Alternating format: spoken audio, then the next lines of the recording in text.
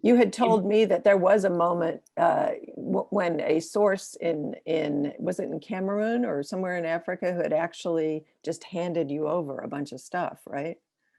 Yeah, so we, the one thing that we were looking for, the kind of golden goose, was we wanted a park management plan that would put in documentary form for us, here are WWF's responsibilities and here's what they're funding. And we couldn't get one. Like, we were really struggling, and we were in a very remote location, and somebody, I mean, it was basically a, like a hut in the middle of the rainforest, and somebody approached us, and they had something that looked like, I don't know if you guys have the yellow pages, like a phone book, it was this huge tome, and they put it down. They were like, yeah, the problem is you can't take it away. And we do a lot of, I do a lot of big data projects where we use documents. And so we sat there and we thought, well, we've got an SLR camera, I mean, there's no light there. It's a generator with a tiny light bulb. And, you're in a hut with, maybe, I think there were maybe 15 other people kind of milling about, cooking dinner. Yeah. And we were like, well, we have to have, we must have this document. We must have all of it, that, we don't know what's in there. We just need it. And, so we got a long bench, and we opened it up, and we'd take turns, one of us holding it open whilst the other one took a picture of the pages. And it took us, I mean, it must have taken hours, I think, wasn't it, Katie? It was, also very dark.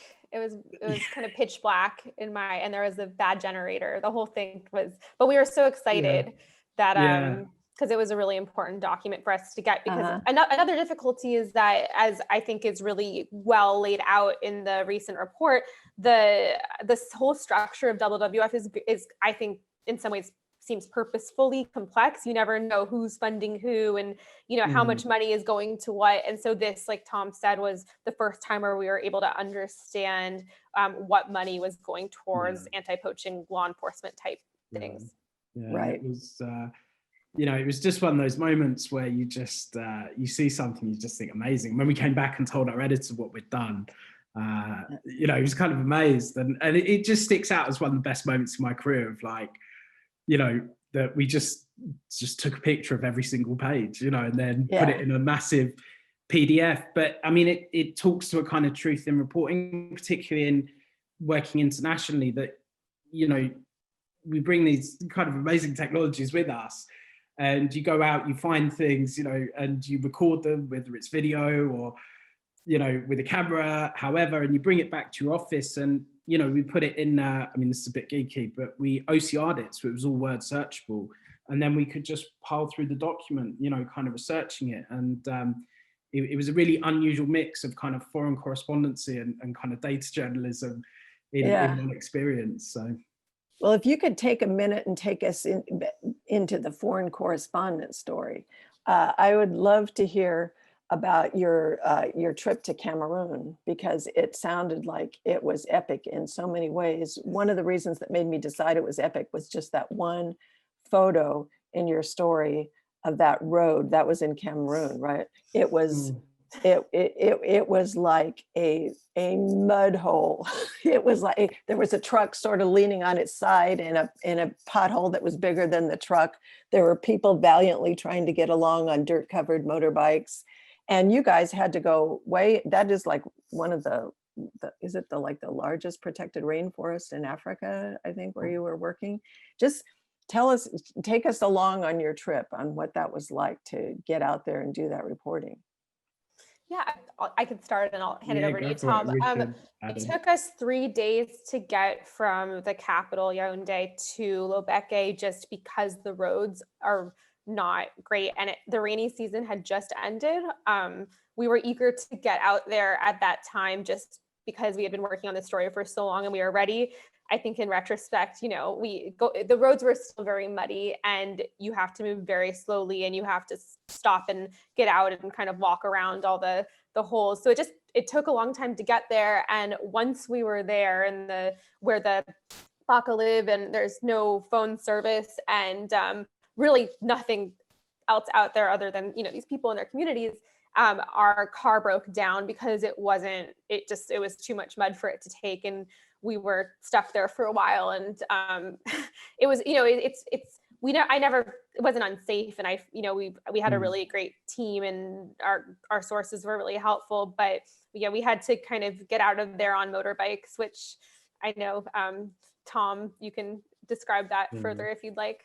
Yeah, I mean, it was, I've been some remote places, but this was like the most remote place I'd ever been. It was the road that ran, you're at that spot where kind of, Cameroon and Central African Republic and DRC all kind of meet up, and there's this one road that just runs into DRC, and we were about 50 kilometers down it in the middle of nowhere, and the car just died. And that increasing sense of panic where you start off smiling and being like, all right, I'm just going to sit in the sun and do my notes, and maybe we'll just, it will be okay. And after kind of, or maybe we'll never come back. Yeah, you're just like, oh, okay, now things have gone very bad, and the sat phone's not working, and we'd met some brilliant people. There was one particularly just wonderful human being that we'd met on our travels who arranged motorbikes to come and get us. And so we basically, whatever we could out of the car, we threw on our backs, and we could only go one at a time. So you just sat on the back of a motorbike speeding through the rainforest. And it's like, it was like some amazing roller coaster ride through the most pristine, beautiful, because it's just you and a motorbike, so you can hear the birds, and you can hear there are primates there and other things kind of crashing through the jungle floor. And it honestly was one of the best, it was the best experience of my life, I think. Yeah, it was beautiful. And we also, some of the women in the community took us fishing one day, and we got to go with them, and they laughed at us a lot because obviously, we're city people, and, they using machetes to kind of cut through the brush and then get to the water. And they showed us, I mean, it was an important part of our story, just how these people really rely on the natural resources of the forest, and they do it in this way that is good for conservation. That's kind of the truth of how these people live. They're not the poachers who are coming in and doing real harm to endangered species. They're using the forest in a sustainable way, and we got to watch them fish and gather, and that was really meaningful. And yeah, we got mocked a lot for just kind of being like tripping over things, but that was great. And then eventually we did have to rent a series of cars. I don't even remember how we did it to make it back. Just kind of crouched into small spaces for hours at a time. And yeah, it was definitely, I would not recommend going there at the end of rainy season.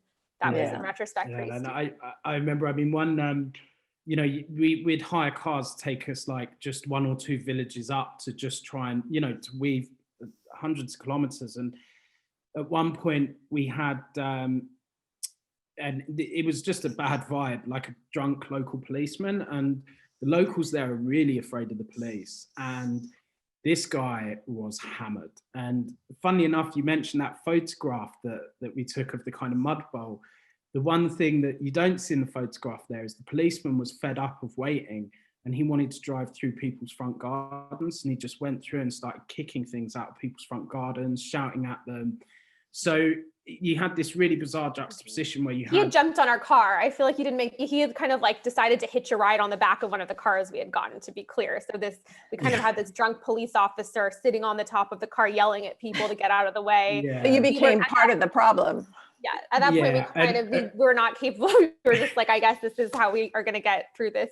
Yeah, we expressly did not have a choice about our guest, and it was just one of those signs, because there's a lot of roadblocks, and parts of the road run down the border of the Central African Republic. You have refugees coming over.